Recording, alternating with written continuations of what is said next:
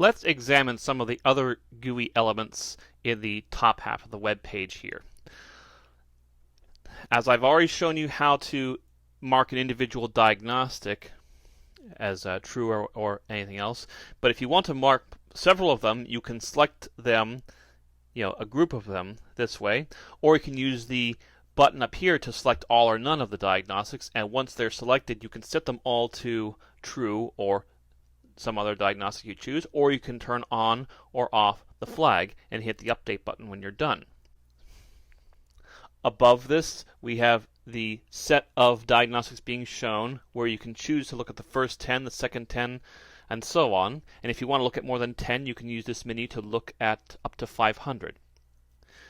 The new diagnostic button exists because of the possibility of manual discovery. The normal scale process only examines code that is reported to contain a vulnerability by a static analysis tool.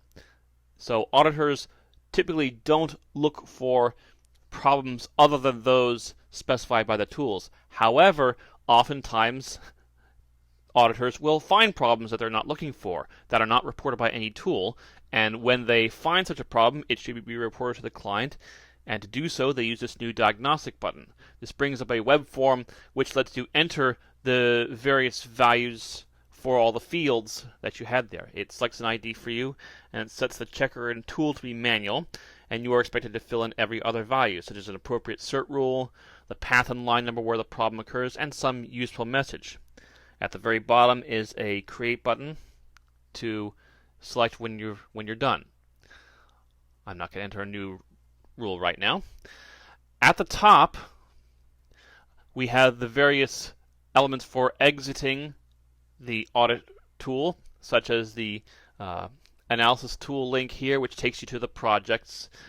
This brings up help, and so on. Below that, we have our filtering section, where we can filter out the diagnostics we're looking at. We can look at a diagnostic given its ID, or we can look at only the diagnostics that are true or false, have a particular previous value.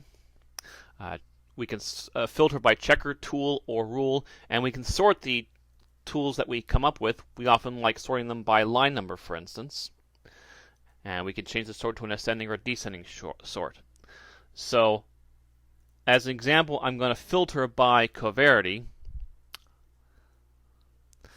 And at this point, instead of looking at about 2,700 diagnostics, we are now looking at only 60. These are the diagnostics reported by coverity. A very small percentage of the diagnostics total. The coverity analysis tool tries to produce diagnostics that are likely to be true. They try to reduce the number of false positives. So, for example, the first couple of diagnostics we have here are called bad shift, where it's complaining about a shift going on that's improper. Now, coverity is special in that it produces multiple messages per diagnostic.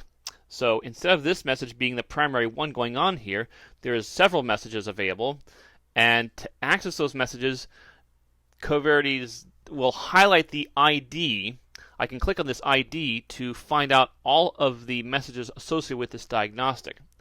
So what you're getting here is a mini table, much like the big one, but this one only has messages, lines, and paths.